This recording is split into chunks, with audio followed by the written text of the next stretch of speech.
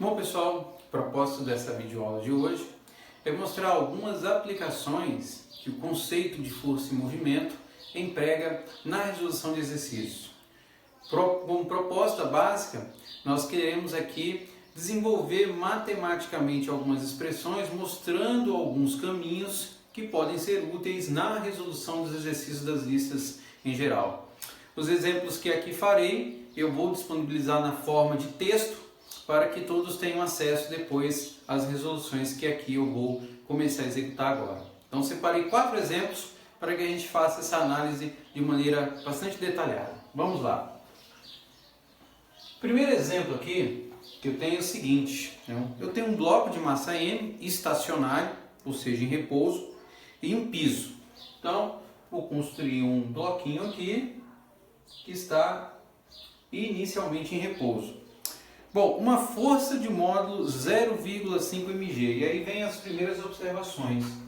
A força aqui, ela não é dada numericamente, mas em termos, de nomenclatura, massa associada à gravidade, é uma força.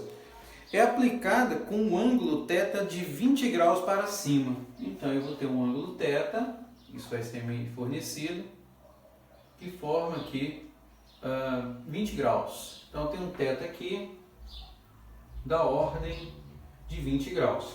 Ok. Aí o questionamento é o seguinte: eu quero saber qual é o módulo da aceleração desse bloco, o módulo da aceleração. Eu quero determinar isso daqui. Se eu tenho dois dados aí, se o μs, ou seja, o coeficiente de atrito estático, é 0,6 e o μ subíndice K, coeficiente de atrito cinético, é igual a 0,5. Tá?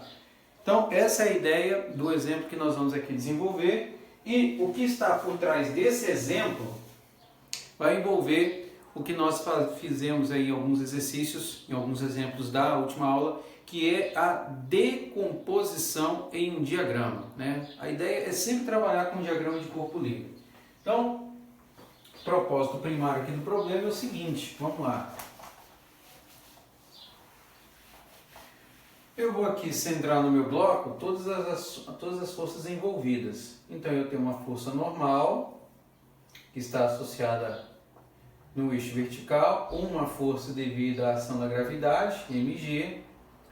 Você tem a força F, que forma um ângulo aí de 20 graus, e aí vem a primeira observação necessária. É necessário que a decomposição, claro, porque aqui em oposição você tem uma força devido ao atrito, uma F pequena.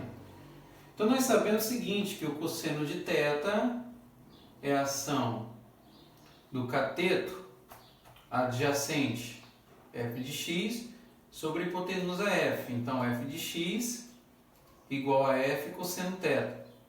E de forma similar nós temos que o seno de θ é a razão entre o cateto oposto, paralelo aqui à força normal, sobre a hipotenusa f. Então daqui eu tenho que meu f de y é igual a f seno θ. Então a dica fundamental em todo exercício que envolve a representação angular é decomposição. E aí o cuidado maior é como você vai distribuir a decomposição dessas forças no sistema.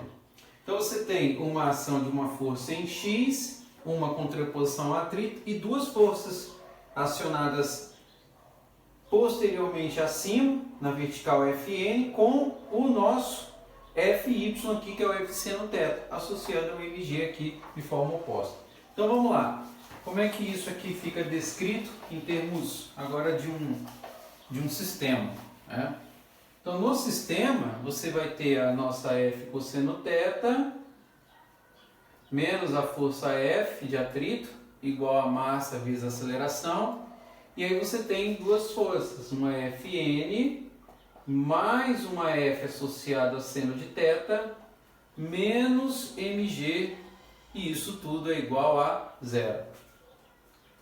Então desse sistema, o fundamental é como que você vai sair na resolução do problema. E aí uma ideia que, como está sempre associando o conceito de atrito, é você observar que a força de atrito, aquela que a gente quer determinar, ela é sempre o produto de um coeficiente de atrito associado à força normal. Então, na maioria das vezes, é interessante que você faça a abertura dessa expressão para poder, a partir daí, usá-la na expressão de força. Ou seja, a ideia nossa é que, como eu obter o módulo da aceleração, é isolar a aceleração desse processo.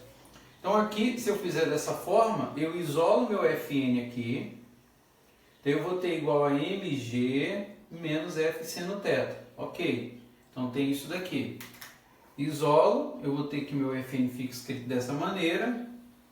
E aí eu venho com essa expressão aqui e vou associar a aceleração. Então daqui o que eu faço? Eu já posso, por exemplo, se quiser aqui isolar o A na primeira equação, aqui o M passa para cá sendo dividido, então vai ficar F sobre M, o seno de θ, e claro, o nosso F, que é o μ associado à força normal, também vai ser dividido por M, porque quando você divide por M, você está dividindo a expressão inteira.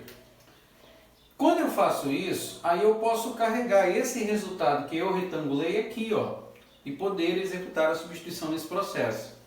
Então, quando eu faço isso, vamos colocar assim, eu vou ter aqui, ó, A igual a F sobre M, associando a isso o cosseno de θ, menos μ, vamos separar aqui, M, e aqui o F normal, a F normal você vai ter mg menos F seno θ. E aí, da mesma maneira que nós fizemos, os cancelamentos são necessários. Então, para esse processo agora na sequência, o que eu vou fazer? E tomar muito cuidado. Eu cancelo esse M com esse M daqui, só que ele ainda continua existindo para esse. Então aqui eu vou ter que o meu A vai ficar escrito como F sobre M cosseno de θ, menos com menos é mais, então eu vou ter F sobre M seno de θ, e aqui eu tenho menos o μ, né, vezes G. Ok? Dá para fazer mais alguma coisa? É possível, como F sobre M é uma expressão que é repetida aqui junto às duas funções trigonométricas, então eu posso colocar isso aqui em evidência, escrevendo cosseno de θ mais o seno de θ menos μ vezes G. Então, quando eu chego nesse ponto, eu obtenho o que é a expressão do módulo da aceleração. É isso que eu obtive. Só que o questionamento dele é o seguinte, ele pergunta aqui, dentro dessa estrutura do módulo, qual é o valor se o μs é 0,6 e se o μ subíndice k é 0,5. Então, o que a gente precisa fazer nesse caso aí? Primeira coisa, eu vou calcular a força de atrito μs, devido ao valor que foi me retornado. Então, o que eu tenho? Lá no início, eu fiz uma separação, deixando destacado o valor do Fn. Então, eu tenho isso aqui, ó, que é a força de atrito estático associada à força normal. Isso nós havíamos destacado. Então, aqui, essa expressão do μs, ela fica escrita, né, conforme que nós fizemos lá na separação da expressão, como mg menos o F seno θ. Foi isso que nós havíamos feito lá no início. E por que eu retorno para essa equação? Porque aqui eu vou calcular qual é a magnitude dessa força de atrito estático. Então eu venho e substituo o meu μs pela informação que eu tenho, que é 0,6. Aqui eu tenho o mg, ok? O nosso F é conhecido, ele nos dá lá no início que é 0,5 mg, e o seno é o seno do ângulo, que o ângulo dado aí foi de 20 graus. Então o que você vai observar aqui é que a expressão da resposta vai estar toda ela escrita em termos de quem? Em termos de mg, que é a informação que a gente tem. Então eu vou ter 0,6 mg menos 0,6 associado a meio do seno de 20 graus. Então, fazendo todas as contas nesse processo, né? Aí aqui a gente pode apagar agora, obtendo a expressão da aceleração, é que o nosso F subíndice S vai ser da ordem de aproximadamente 0,497 mg. Então, isso aqui é a magnitude da força de atrito estático. lá daquele bloco que está de forma estacionária. Só que por um outro lado, o que acontece? Esse é o Fs, correto? O nosso F cosseno θ, e aí para recordar a nossa análise, ele está aqui, ó, à direita. Você tem F cosseno θ e você tem o F do bloco estacionário, que é o que a gente tem aqui. Então o que eu preciso fazer? Eu preciso calcular a magnitude desse cara também. Então eu tenho F, que é mg, né, na verdade 0,5 mg, que vou multiplicar pelo cosseno do ângulo, que é 20 graus, o ângulo que foi dado. E aí, fazendo essas contas, eu vou chegar no valor aí aproximado de 0,470 mg. Qual é a conclusão que eu chego nesse processo? Com esses dois valores que eu obtive, Fs 0,497 e F cosseno θ 0,470 mg. Porque a força de atrito é muito maior, um pouquinho maior que a força que faz o bloco, né, se locomover.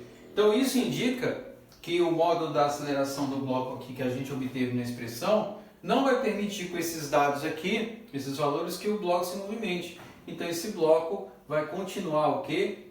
Parado. Por quê? Porque o módulo dessa expressão da força de atrito estático é maior um pouquinho da ação da força no sentido oposto do movimento.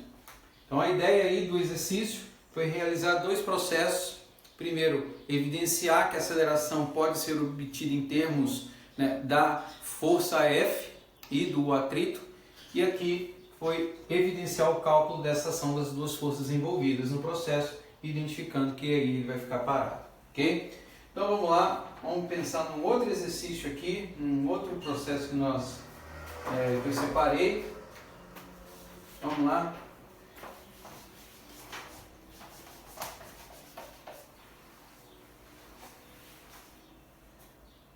Esse segundo exercício aqui, que eu separei, ele diz o seguinte, olha, imagina que eu tenho uma caixa de areia, né, que está inicialmente em repouso e que ela vai ser arrastada, né, em um piso por meio de um cabo, cuja tração não pode exceder 1.100 N. Então essa é a informação que vai ser nos fornecida aí.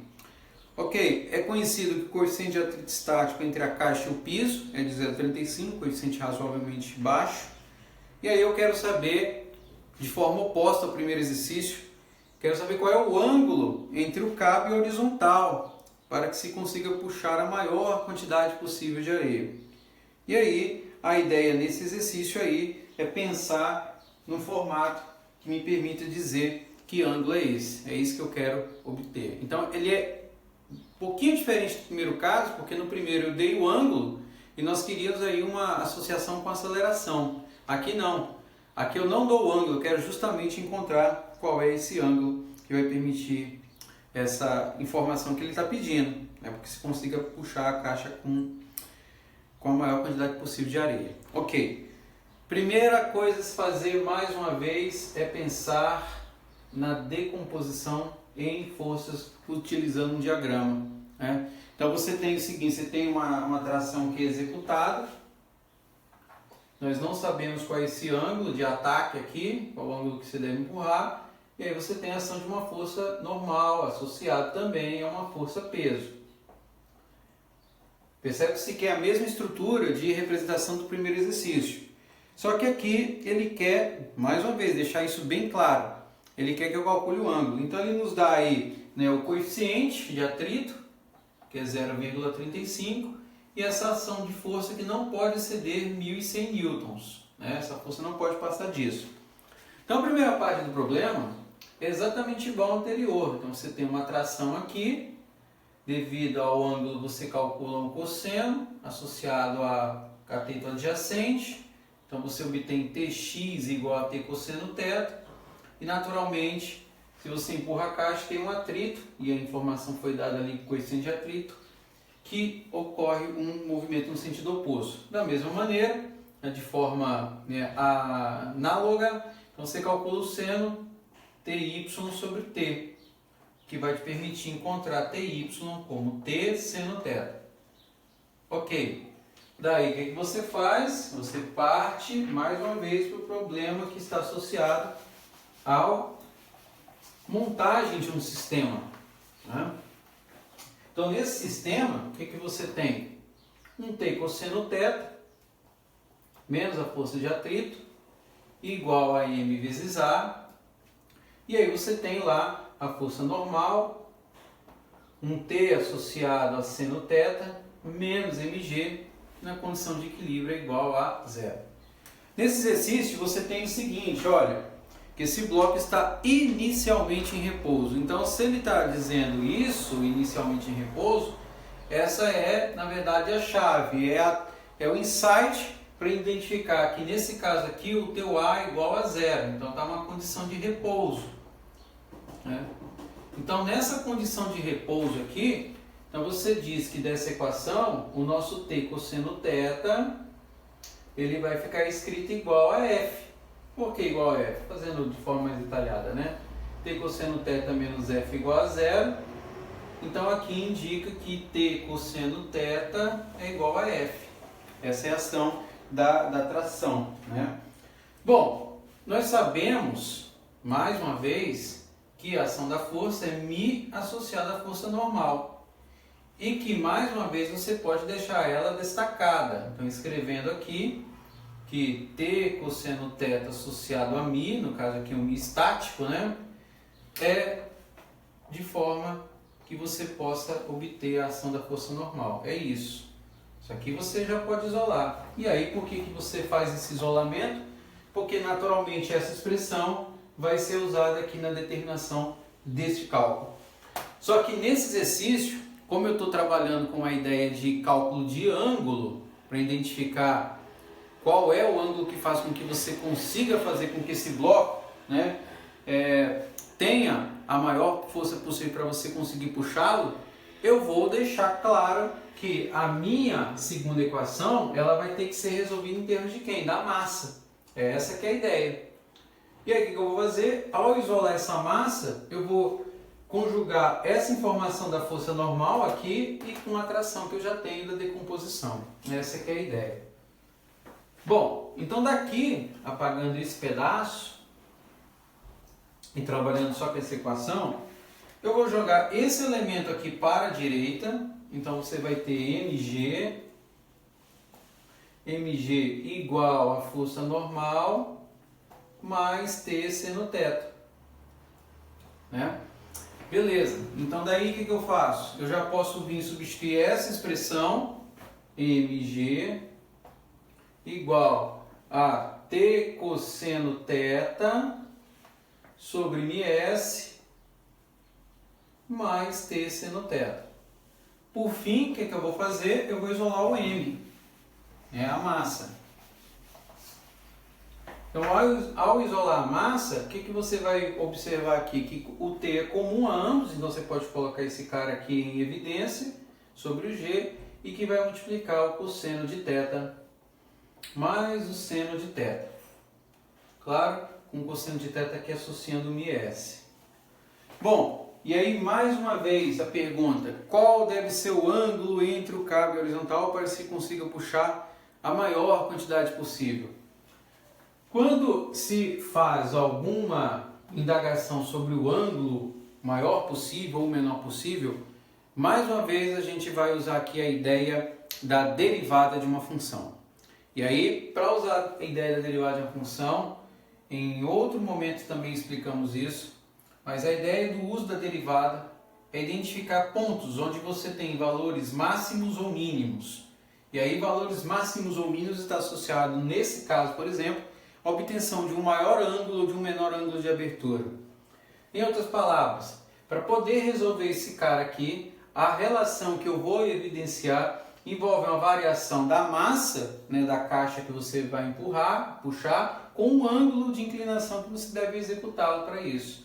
Então, o que eu faço aqui é derivar a massa com relação ao ângulo, né?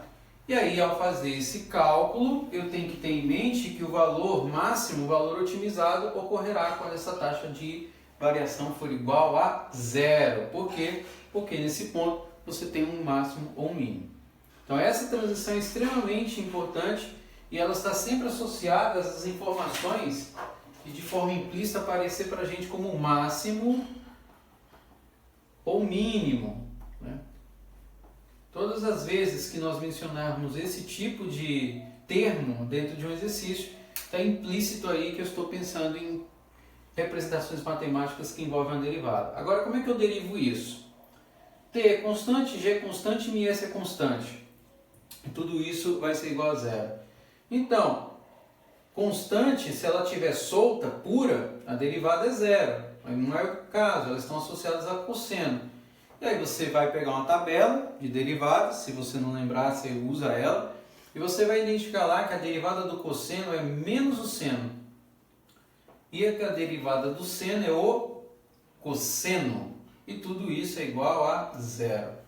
É isso que a gente tem. E aí, ao fazer isto, eu vou separar as funções. Então, o que vai acontecer? Você vai ter aqui, olha, o cosseno de θ do lado direito, manteve, e jogo aqui, ó, t sobre g ms seno de θ. Eu já estou quase na resolução do problema. Por quê? Porque uma vez que eu chego nessa etapa aqui, eu já mato praticamente todo o processo. Por quê? T sobre G aqui, ó, que também vai aparecer o fato de você derivar o seno e ele está atrelado aqui à função T sobre G, vai se anular. Porque quando eu jogo ele, separando aqui, ó, T sobre G, está aparecendo aqui, o que acontece? Esse aqui se anula, esse aqui também se anula. Então o que vai sobrar é o seno de θ sobre ms com cosseno de θ. E aí o que vai acontecer? Eu só mudo a posição. O ms vem aqui e o cosseno de θ vem para cá. No que eu faço isso, você vai ter mi sub índice s igual ao seno sobre cosseno de θ. Mas eu sei que seno sobre cosseno é a mesma coisa que tangente. E nós aprendemos também que esse ângulo pode ser escrito em termos do arco, cuja tangente é o valor do mi sub índice s. E aí isso vai nos conduzir à resposta por quê? Porque o coeficiente de atrito nos é fornecido. É uma informação que foi gerada para a gente. E aí vamos fazer aqui. Ela é dita ali que esse coeficiente de atrito é calculado com um valor de 0,35. Por último, quando você gerar esse resultado na sua calculadora, você só toma um pouquinho de cuidado, vamos pegar ela aqui, para executar o processo em radianos. Então você vai aqui no modo, clica duas vezes, vai aparecer as opções, você vai escolher a opção 2 rad, e aí o que você vai fazer? Você vai usar o comando Shift, arco tangente, vai aparecer tan menos 1 e vai jogar lá ponto 35, desse jeito. E aí você vai gerar lá, né, o ângulo que em radianos dá essa medida, 0,33, mas se você quiser obter o valor em graus, é só voltar à função, clica duas vezes, mod 1, e vai no 1 e vai clicando, gerando esse valor que é de 19, aproximadamente 19,3 graus. Então esse é o ângulo para que a caixa seja empurrada com a melhor força possível. É isso, né, que era necessário, a maior quantidade possível de areia, né, nessa caixa. Isso era necessário para resolver esse exercício 2 que eu separei aí em função das informações que foram geradas, beleza? Então vamos lá. Vamos fazer mais um aqui que eu havia separado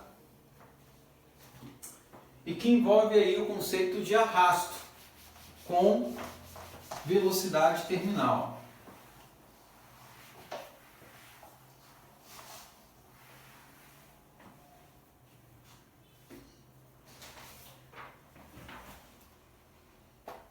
Nesse terceiro exercício, a ideia é a seguinte: a velocidade terminal de um paraquedista é de 160 km por hora na posição de águia, ou seja, quando ele cai do avião, fazendo a posição com os braços abertos, né, ocupando a maior área possível em relação ao ar, a velocidade é de 160 km por hora nessa posição, ou seja, com uma área maior, né?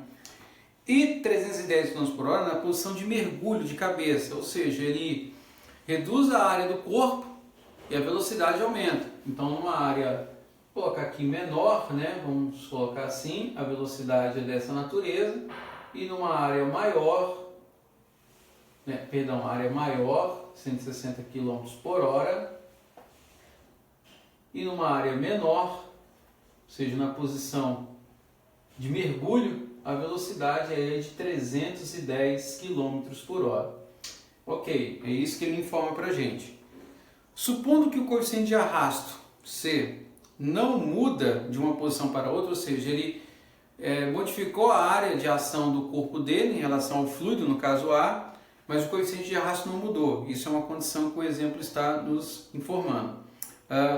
Eu quero determinar a razão entre a área da seção efetiva na posição de menor velocidade e a área da posição de maior velocidade. Então, área efetiva da seção de menor velocidade para a área de seção efetiva da maior velocidade. É isso que a gente quer obter nesse caso. E aí, para que a gente consiga resolver esse problema, nós temos que voltar lá na nossa videoaula quando nós mencionamos que a velocidade de arrasto, a velocidade terminal, ela ocorre quando a força de arrasto é igual à força da ação da gravidade. Ou seja, quando você cai, você tem uma ação da força da gravidade e uma força de arrasto no sentido oposto. Quando essas duas forças se equilibram, é na condição em que a velocidade não vai mais alterar. Ou seja, você atingiu a velocidade limite, que é essa tal velocidade que a gente chama de terminal, e quando você atinge essa velocidade limite, ela não se altera mais. Isso quer dizer que nesse momento, quando a velocidade não se altera, que a aceleração é nula.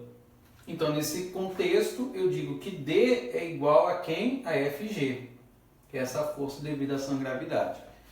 Tá, beleza, mas daí o que eu faço para resolver esse problema? Eu venho para a expressão do arrasto, que eu conheço, que diz para mim que D é igual a meio de ρ a C, que é o coeficiente de arrasto que ele é mencionado, V quadrado, e vou associar isso ao Fg.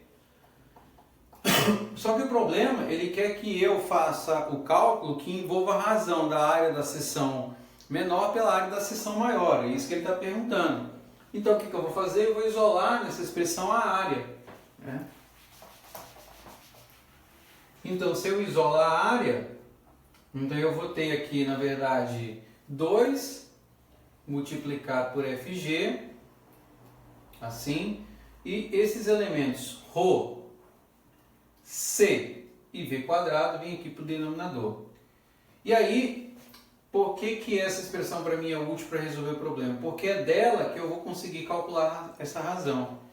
E aí a dica aqui, a interpretação do problema indica o seguinte, olha, que a área da seção ela é proporcionalmente inversa à velocidade ao quadrado. Ou seja, a área da seção ela é inversamente proporcional a essa velocidade. Todos esses elementos que aqui eu vou circular são constantes no processo. Então, quando eu fizer o cálculo que me é requerido, que é calcular a área da seção menor pela área da seção maior, isso vai estar associado a quem? A essa equação. Então, para efeito, tudo isso que a gente está escrevendo aqui, em termos dessa circulação, é uma constante.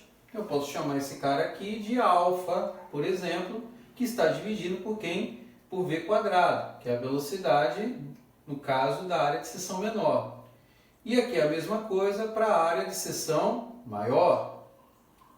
Tá, mas daí, como é que fica o cálculo dessa forma agora?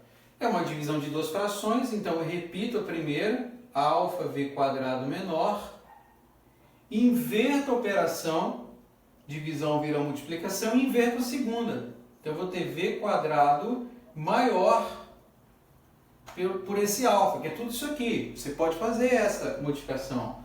Aqui eu cancelei alfa com alfa. Então o que eu tenho aqui é que a razão entre as áreas pode ser expressa agora, área menor por área maior, como sendo o quadrado das velocidades, né, da seção de área maior pela seção de área menor. E tudo isso aqui é elevado ao quadrado. Como a pergunta feita era calcular a razão entre essas áreas, o que eu faço agora é aqui que eu uso os valores numéricos que me foram fornecidos. Então a velocidade maior é 310, a velocidade na área de seção menor é 160 e eu levo esses caras aqui ao quadrado. É isso.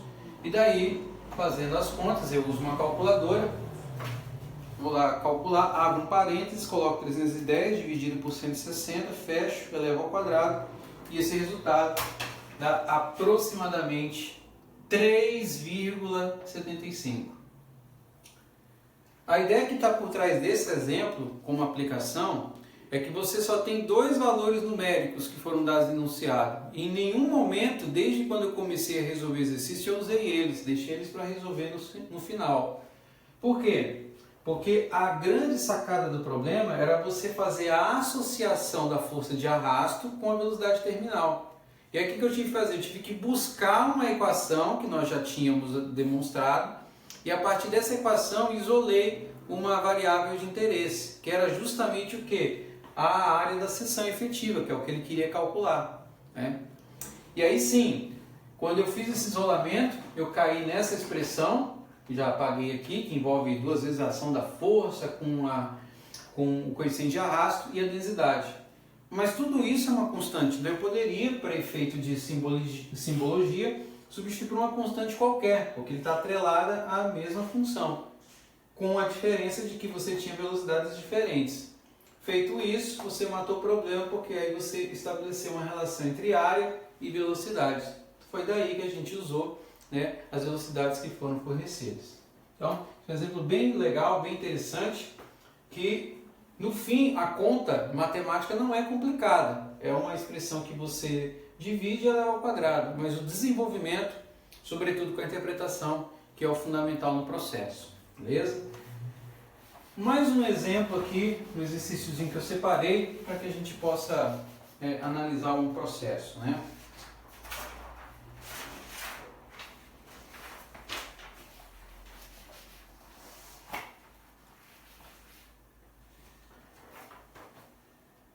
O exercício 4, eu tenho o seguinte: um passageiro que tem uma massa aí de 85 quilos, ele vai descrever, né, uma trajetória circular, né, ou seja, um movimento circular uniforme em um raio de 3,50 metros.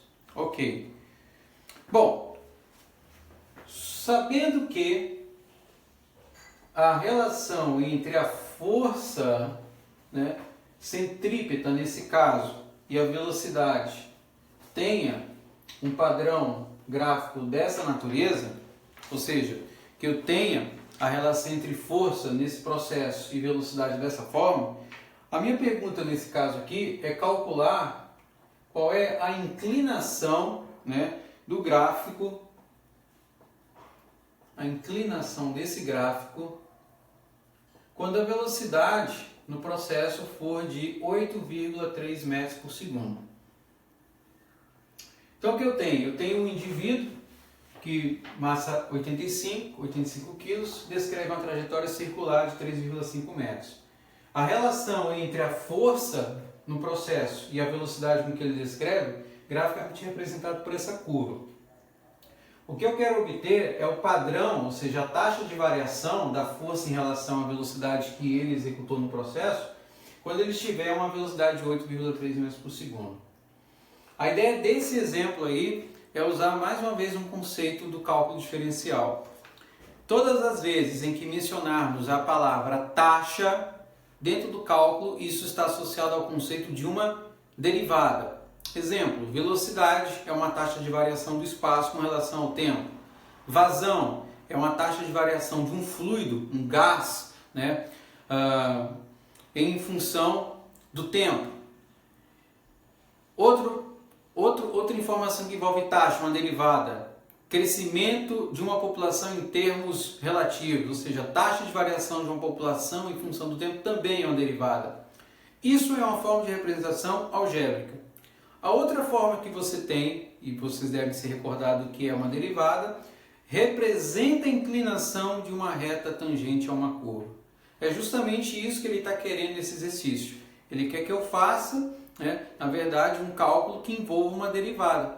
E aí, para poder fazer isso, eu preciso da expressão da força centrípeta. Então, da força centrípeta, o movimento circular, é da forma mv² sobre R. Então, nesse caso aqui, como você tem uma associação de força e velocidade, e ele está falando de inclinação, todas as vezes que eu mencionar esse termo aqui, então eu estou falando sempre numa derivada. Então isso implica dizer que eu vou derivar quem? A força com relação à velocidade. Essa que é a ideia. Então fazendo isso, vamos apagar aqui. O que eu vou fazer? Eu vou calcular o meu dF em relação a quem? Ao meu dV. Então o M e o R aqui são constantes. Você repete e deriva a velocidade. Derivada de V², você usa a regra da potência, o 2 cai à frente, 2 e repete o V. Feito.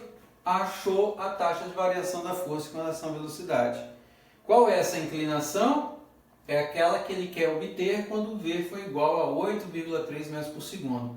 Então daí eu venho e substituo os dados numéricos. A massa que é 85, a velocidade que é 8,3 e o raio aí que é de 3,5 metros.